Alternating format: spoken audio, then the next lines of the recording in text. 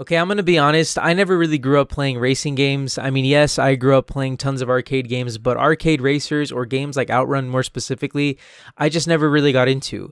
And Slipstream is a game that actually pays its respects to Outrun, is really heavily inspired by Outrun, and it was created by one person. Sandro Luis de Paula, a Brazilian solo developer, made this game, and his love and appreciation for games like Outrun is very present in this game, and it's very in your face, but I love it. Slipstream to me screams style, it screams uniqueness, and at $10 you really can't beat this game, and I highly recommend it. Now, like I said, the style in this game is very present and I really appreciate it. Obviously, being an indie game, you're bound to see a lot more personal touches and just more effort put into the game in certain things. A lot of things in this game really just caught me off guard that I didn't expect to see. I didn't expect to see so much effort and just quality. One of the first things that stuck out to me was the soundtrack. It's very inspired by synthwave and vaporwave. Obviously, like the game you can see is inspired by late 80s, early 90s culture, the JDM scene, the car scene, all of that. If you've seen the anime Initial D, the game really reminds me of that too, and I thought it was really cool because the game actually has an Easter egg referring to the main character of that anime, and I really appreciated that. But the music in this game for sure was the first thing that stuck out to me because the soundtrack is insane.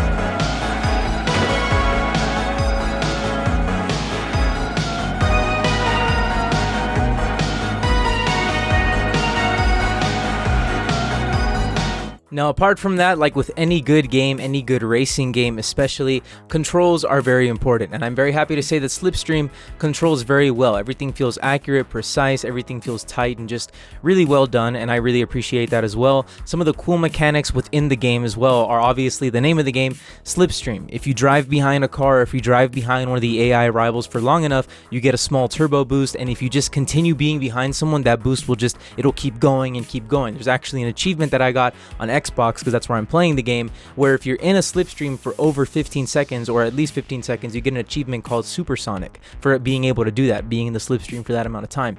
I thought that's really cool. It's really fun. It adds to the whole, just the immersion of, you know, drifting and being in the moment. And again, going back to the music, the fact that the music is so just, it's pumping, you know, it's adrenaline filled, it gets you going, it just really keeps you in the game and it makes it really fun. There's also a really cool mechanic called rewind, where if you mess up, you can hold Y and you rewind the game. You literally rewind and it looks like you're rewinding a VHS tape from back in the day. And that's another thing about the game. There's a sense of nostalgia here. Like I said, it's inspired by late 80s and early 90s culture, but along with that, you also see that reflected in different areas of the game. Like the rewind feature looks like an actual VHS being rewinded. And also, every time you change tracks in the pause menu, because the pause menu has this really cool thing where you can go in there and you can change the track that you're hearing. So if you don't want a certain song or you don't like a certain song, you can skip it and it looks like different cassettes. And as you switch the songs, you'll hear a cassette being taken out and being put in. And if you choose to just let the songs keep playing as you're, playing the game, as you hear the songs change, there'll be a pause and you'll hear it as well. You hear the cassette be taken out,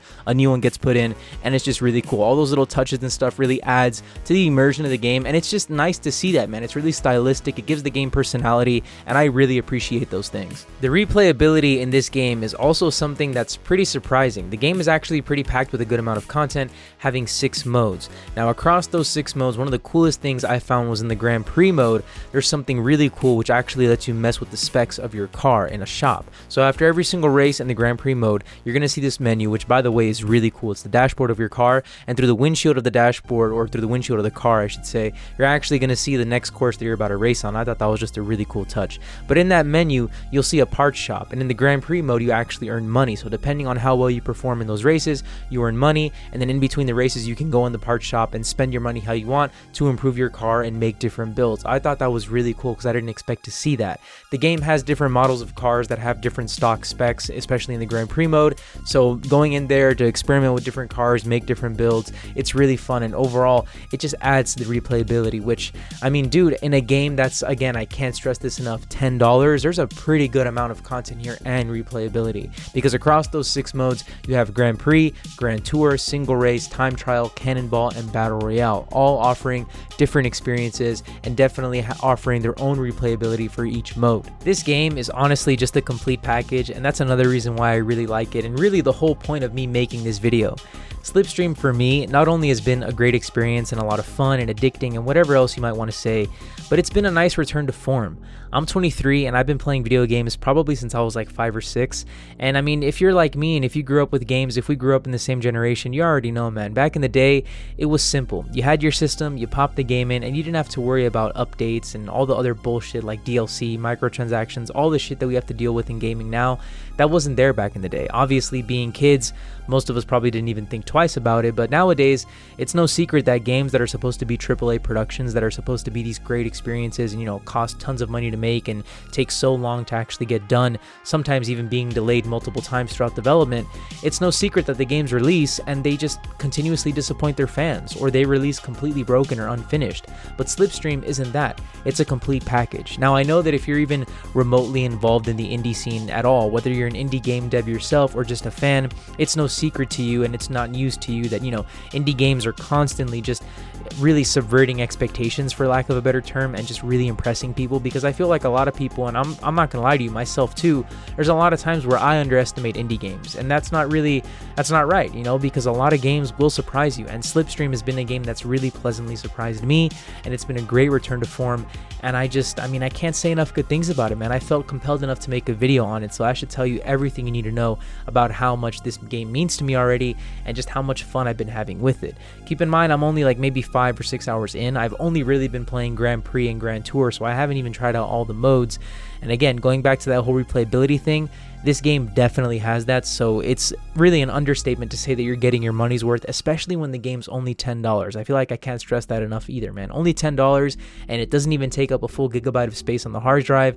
There's really no excuse to not get this, in my opinion. It's kind of a no-brainer, especially if you're a fan of arcade racers, and especially if you were a fan of Outrun back in the day, or games like Pole Position, because I know in the opener I said that I've never played arcade racers, but I kind of forgot. I did grow up playing Pole Position and Pole Position 2 a little bit on my PS2 back in the day, but Outrun I never played, and obviously Slipstream has been the game that's really kind of sparked my interest in this genre again. It's made me want to go back and look at new games that maybe I've missed out on, and just other experiences like Slipstream that I haven't ever played.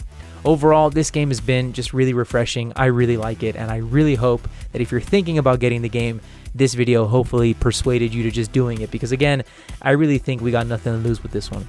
With all that being said, though, let me know what you think about Slipstream, if you've played any of Sandro's other games in the past, and if you're looking forward to getting this one, or if you've been playing it as well, let me know how your experience has been. Thank you so much to all of you guys for watching this video. My name's Nico. You already know what to do, man. If you like the video, like it, comment, subscribe, turn on notifications, whatever you want to do.